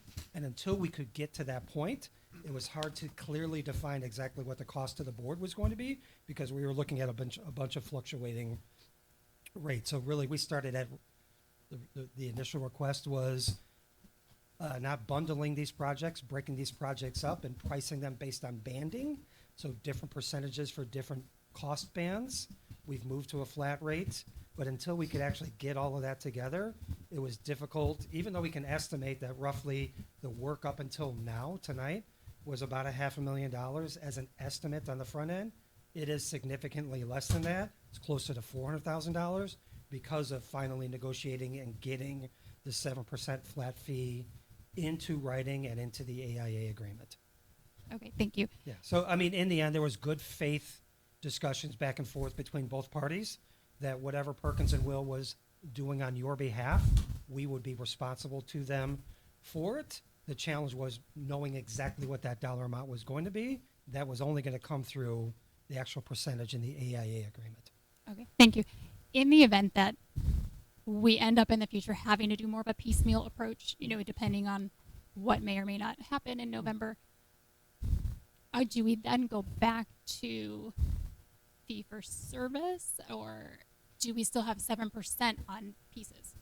Anything related to these middle school capital projects moving forward in aggregate, really tied to the referendum, is that's where the 7% comes in. If something different occurs, the contract does already have price banding built into it. That's that area above at the top end of section 11.1 that very well could define that. It doesn't mean that I certainly wouldn't want to have a conversation again with Mr. Joliker, depending on exactly what things look like. But we have a baseline contract in place that would support any work, whether supported by the community through a referendum or outside of that. Okay, which could also include something outside of the middle schools as well. Like there could be in it. Correct. Okay. If you ask Perkins and Will to do something else on your behalf, this contract would allow for that to occur. Right. Okay, thank you. So my question now is for Brad. I'm just curious, like, is 7% like a typical, typical expectation for project? As a board member, I'm comfortable with that number, for sure. Yes, okay. I think for in your professional experience, like that's. Yes, I think it's a good deal for us. I'm so outside of that, I'm nervous at the thought of like $9,000, $1 million. That's kind of a gamble. So I want you to further convince me that that's a good gamble. Because we have had in the past, like I just keep looking at the past, and I have a question for Dr. Schuler. We had 2 failed referendums where we thought we were going to get it passed and it didn't. I don't want to be in that position again, like invest in that and then have it fail. Which leads me to, like I had meant to ask before, like what was the turnout for the community engagement sessions that we've had over the last 2 weeks? Over the last couple of weeks, so we did 5 sessions total. We've probably seen about 70 community members across all of just this kind of most recent chunk. What I would say to you in terms of like informing kind of decision point on moving forward, I would lean back to your original community engagement process that you did. What you did back in the fall, I think, is probably far more informative than even what we've just done recently. I think the primary purpose of what we just did over the last 2 weeks was really to kind of re-signal to the community and re-remind them where we are in terms of of this process. What I can assure you is anybody we saw, not everybody, but most of the feedback over the last 2 weeks has been very positive around this work from those that have attended. But I would anchor back to that original piece. Can I address the other piece of the way I looked at it? Let's call it's 900. Let's call it $1 million. We spend $1 million. That if the referendum is successful, we save $1 million, and we would spend that $1 million anyway. We spend the $1 million, and the referendum's not successful. It's not $1 million of sunk cost. Exactly what of that $1 million, at $900,000, we potentially wouldn't use, because Dr. O'Keefe made the point, we own it. A good chunk of that work we would do through Sherman Durgis, through other funding. We would find ways to do some of this work over a longer period of time. Over a longer period of time, and what that looks like, I don't know, and we can't. One of my potential asks is, well, if not, what are we going to do? But I understand there's a bandwidth issue of answering all that. But so I can't. I don't know. We have an answer of what that ballpark is of that $1 million we wouldn't spend. That of that $1 million, what might we not use if we're not successful? To me, it's worth it because I think this timing issue is critical, as much for cost as capacity, as ability to get people to do the work. If we're out in front of everybody else, we're going to get commitment sooner, and it's kind of like the teacher shortage. If you're in the back end and you got all these openings, it's going to extend the time frame, and the $1 million cost might be conservative. So I recognize it's a little bit of a gamble, but that's the way I am comfortable with it, because it's not $1 million that we're just flushing away at some fraction of that. And we own it all. Is that yeah, Angela, I would say this from purely my lens as your chief financial officer. Every single penny of this is valuable to you, and it will be used. The question is when. These are designs that will inform everything we do moving forward, whether or not we have community support through a referendum or not, because they will come into play at some point in the next 3, 5, 7 years, because much of this work is going to have to be done, and we will have data, ideas, informative processing through staff feedback that will allow us to use every aspect of what this is. Again, I think just the question is, when do we use it? I guess I just want to clarify, right? Because I don't want to get lost in timing, right? Mm-hmm. We will use it, but we will lose economies of scale and efficiencies because of the timeline. Yep. That's the trade-off in my head. Okay. Well, the other thing that I guess I take a little bit of exception with is, yes, we will own it. It's not throwaway spend, but that asset is not liquid. We will have a hit to our fund balances in the event that a referendum question doesn't pass, that holding on to that $1 million worth of design work doesn't help us to address. So again, I think there's a calculated risk here. I don't take that lightly with taxpayer money. For me, though, the potential for the $1 million of cost avoidance, and again, as Dave mentioned, getting the access to the resources while we can is what makes it compelling. Just the one point I wanted to add to this, that I had the same question and I've thought through, all of the other things. And as I further thought about it, the one other thing that came to mind is, in the feedback I've heard from the community, is they want clarity on what this is and clarity on the cost. And so if you look at the grid of the design, there is still so much design work that would take place after the referendum. This isn't as if we're doing all of it now, but I think we are doing enough to make sure that the amount we're asking the community is accurate, and also enough that we can show to them visually and literally,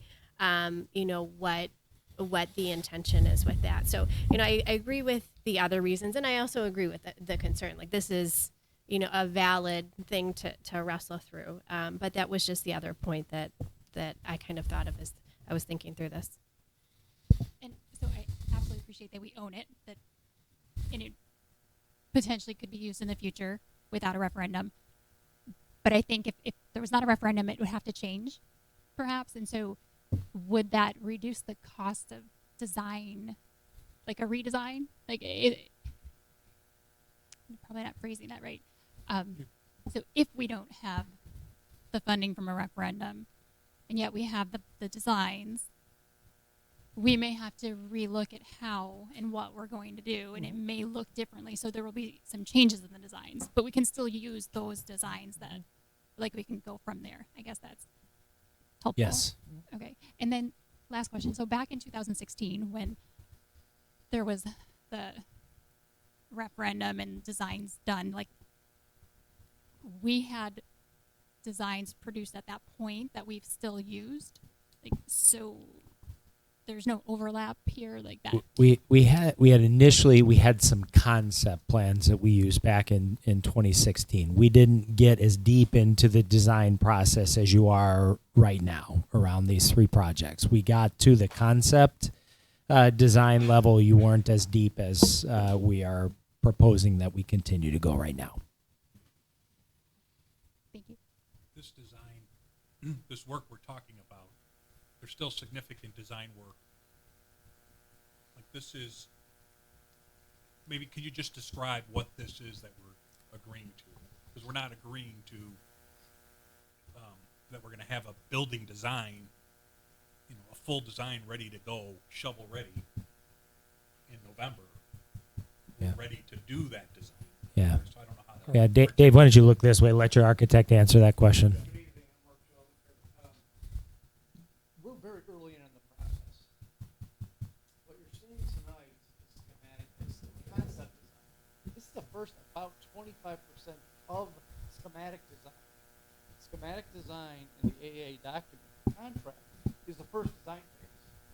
Schematic, design development, contract documentation, and you go to bid construction. So we're in the first 25% now of the first actual design phase, which is schematic design. Point being, we're very early on.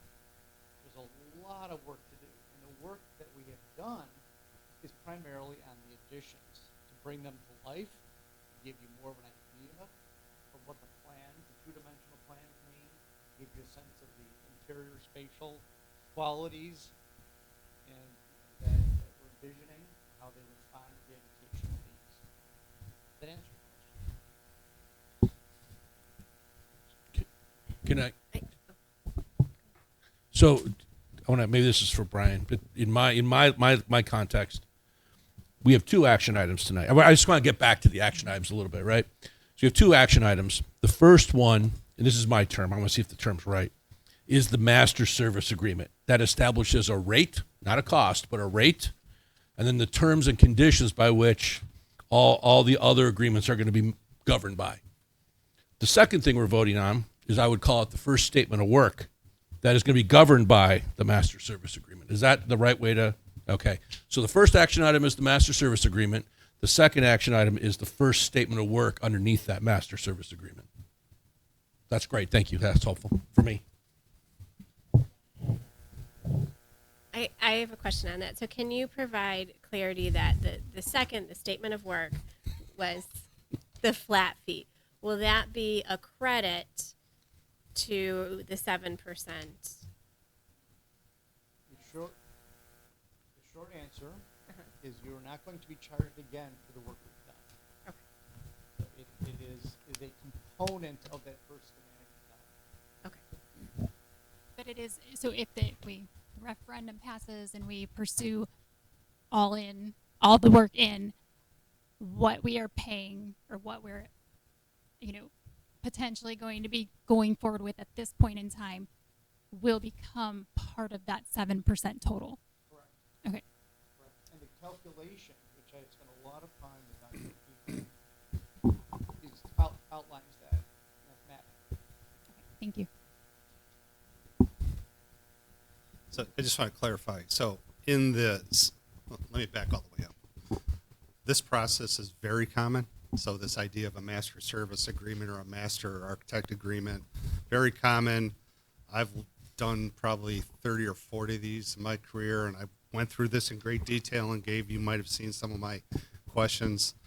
Very comfortable with the process. A couple little things to clean up a little bit. I think we're going to make this pending final attorney review. Very common process. The second item, the scope of services for that first project, the fee that is in that proposal would become part of the 7%, but not all 3 lines, right? Only that first line. Basic services. Right. That first line would fold into the 7% and not be additive to the 7%. The other 2 lines are made up of a variety of things that are needed. We're going to need anyway. Like, I'm just guessing what makes that up, but a site survey. We probably don't have a site survey of these buildings, which we would be able to use anytime we want to make little improvements. Soil conditions, one of the most important things you want to do and need to have to decide to define how you support the buildings from the ground. Probably some existing building documentation. These are things that we're obligated to provide to the architect anyway, and I think that's part of this. So we keep talking 900,000, $1 million. It's really some of that stuff we have to do. So it's not lost. We're still going to retain the site survey. We're still going to have the information. So all of that is an investment in time. So this other schedule that we've got that was reviewed at the last meeting, that was reviewed by the facilities committee meeting previously, is all about, I'm kind of reiterating what we did, it's all about trying to accelerate the opportunity to get in the ground, to hit the market at a good time frame, to be ultra competitive in our bids, and I believe there's going to be a lot of construction work. I've said this so many times. I think there's going to be a lot of construction work hitting the market in spring of 2026. If we can get ahead of that, I think it's going to be overall beneficial to our community. And to the point that's been talked about, if the community doesn't support it, we still have the opportunity. We still want to, I think, try to do this stuff, because all these additions that we're talking about are trying to create an equitable environment for our kids. Our kids don't have the same opportunities, the same experience across our 4 middle schools. That's what this first phase is trying to do. I still think there's an opportunity for the board, future boards, to continue to invest in this because there's still a good need for this for our kids. So I think, the master service agreement, very common, normal structure. I'm comfortable with it, with a couple nuances, clarifications that I think we need. The enhanced schematic design proposal, just remember that some of that stuff we have to get anyway. It's going to be beneficial to us. And I think the way that the proposals articulated that and the way it's dovetailed into the schedule makes a lot of sense. And I would support it pending kind of final attorney review on the master agreement. Brad, I have a question for you based on your professional experience in this area. Transferability. So if we do the enhanced schematic design with Perkins and Will, and then subsequently we move into design and we would, for whatever reason, use a different partner, what are industry norms? Is it transferable across architecture firms? I think I would have to talk to our attorneys about that. There's some language in the master of service agreement that addresses that issue, and it becomes a liability issue. But the design is our intellectual property, or not? Yes and no. It's not an architect's. It's an attorney conversation. I mean, I've never been in a situation where one architect goes through a design and then somebody else picks it up and executes the rest of it. That's a by far worst case scenario that I don't remember. That I've never been in that situation, so I'm not worried about that. Okay. Any other comments or questions, board? I've been through this kind of thing a lot of times, and the presentation that we've had and the answers we've had all make sense to me. I think this is on track. Okay, thank you. So board, this is the first action item. So this is the master service agreement action item, just to be clear. I need a motion and a second to approve the AIA document B101 agreement between CUSD200 and Perkins and Will as presented. So moved. Moved by Mr. Long. Brian, do we want to do that pending final attorney review? Yes, Let me reread this then. Okay. Hold on. Okay, board, I'm going to make a new, I'm going to amend the motion, right? So board, I need a motion and a second to approve the AIA document B101 agreement between CUSD 200 and Perkins and Will as presented pending attorney review. So moved. Second. Moved by Mr. Paulson, second by Mr. Rutledge. Ms. Hutchison, will you please call the roll? Yes. Yes. Yes. Yes. Yes. Yes. Yes. Okay, board, our second action item is approval of enhanced schematic design work with Perkins and Will. Dr. Schuler? I think you've discussed it. Yeah, I think too. I have one additional question for you, which is if we would be in that situation where we proceed with this and we do not pose or do not pass a referendum question, meaning that we take the $900,000 hit basically to our fund balance rather than out of referendum, what is your confidence level that we can offset that cost without significant impact to academic programs? Eric, that's a pretty loaded question, right? Because it's also going to depend on other variables that happen to be impacting your budget that I can't fully predict for you a year from now, even 2 years from now. You have fund balance that would allow you to address this right now. Bottom line is I guess I'd answer that question by saying, if you have $1 million less in the bank in your fund balance and you in the future arrive at a cost containment period of time, you've obviously accelerated $1 million toward that, right? What does $1 million mean in terms of like major academic programs? I think you can withstand that. I wouldn't say that $1 million, I've never described $1 million in cost containment as significant deep cutting to academic programs. I would describe that as some adjustment that's going to have to be made moving forward. But I don't believe that spending this means that a year from now you're cutting a math or an ELA opportunity for students or an elective opportunity for students. Right, and I just posed the question because obviously looking at our existing long-range financial projections, we have scenarios where we already could be facing cost containment. And I know as we went through that process, there was it felt like a high confidence level that we could navigate our way through that. And I just want to make sure this doesn't materially impact that general feeling. No, I don't believe that this would materially impact that. But again, obviously, if you find yourself in that cost containment phase, it certainly is going to accelerate that. So I would also say that's one point of view. Each of us have been through that detailed financial exercise, right? And I think we all have the information we need to figure out, do we want to do it or not, right? So I'm trying to make sure that we take accountability for the decision, right? Not say, hey, you told us, right? Because in my opinion, it's our decision to make. We have the information. The question is, do you want to do it or not?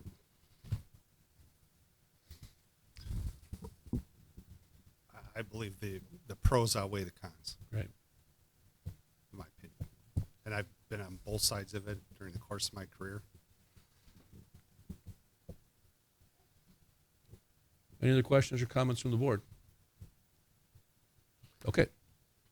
So, board, I need a motion and a second to approve the schematic design professional services proposal between CUSD 200 and Perkins and Will as presented.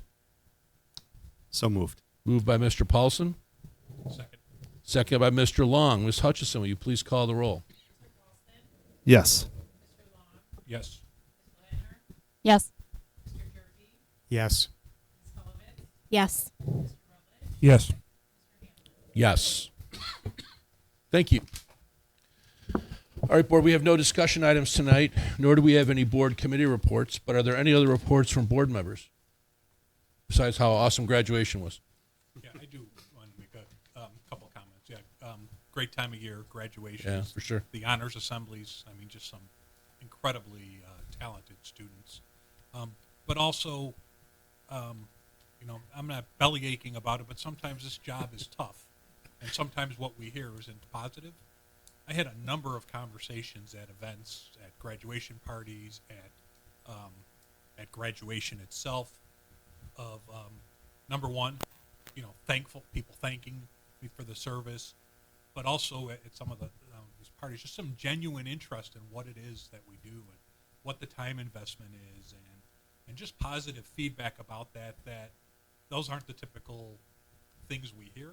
And I left that period of time feeling a little bit refreshed from some periods of time where it's not as refreshing. Thanks, Dave. I thought it was a good reminder for me, and some of you may have the same feeling. Any other reports from board members? I just want to give a brief one. You know, we talk about some of the activities we do with our adopted schools, and one of the things I had a chance to do was the Transition Center was my adopted school this year, and go to their closing of the year ceremony. And so it was where the students that are graduating from the program get their diploma. And it was just a really neat event that the students, because it was so small, had a chance to give a speech, and just hearing each of them talk about their experiences and you know, the friendships that they made. You could tell that their peers and their educators really made an impact on their life, as we heard tonight. Anyone else? All right. There are 3 written reports out there on the agenda. The monthly financial reports are posted. Our Freedom of Information Act report is posted, and our board communication log is posted, which shows all the emails that came into the board. We have 2 topics listed right now for future discussion. That's our fiscal year 25 tentative budget, the middle school facilities plan, and we're going to add one. Eric, I think that was you, right? And Brad may have described it better, but kind of a review of CAC bylaws and policies relative to selection. Great. And Anyone also, else? I think this was covered in an email, but just to be sure that the classified staff compensation. Oh, right. Yeah, reimbursement. Yep. For wages. Compensation, yeah. Compensation. So we have four total, And right? I have one that when we get a special education update, which I would imagine would happen at some committee of the whole, so this isn't a short-term thing, but just some, it's about the transition center and that facility, and if that's still the long-range plan, as we see more kids in those essentials and transition, do we see that growing? Do we ever think we outgrow that space? Is that something we should be looking at different options for down the road? So not short term. It's like, you know, it could be April. As part of our regular cycle of topics, you're saying? Yeah, as part Got of it. the special education. Got it. Okay, thank you. All right, our next board meeting, it will be July 10th here at the School Service Center at 7 o'clock. We do have a closed session tonight, so we'll be moving into closed session. Board, I need a motion and a second to adjourn to closed session pursuant to the Illinois Open Meetings Act, Exemption 5 ILCS 120/2, Part C, Part 10. Hello? So moved. Moved by Ms. Gulovitz. Yeah, second. Second by Mr. Paulson. Ms. Hutchison, will you please call the roll? Yes. Yes. Yes. Yes. Yes. Yes. Yes, so action is expected following the closed session. And so we are done for this evening. Thank you. We'll come back. Sorry. I mean, we'll come back to closed session. It's the open session. My bad. Thank you. Golly, Ned.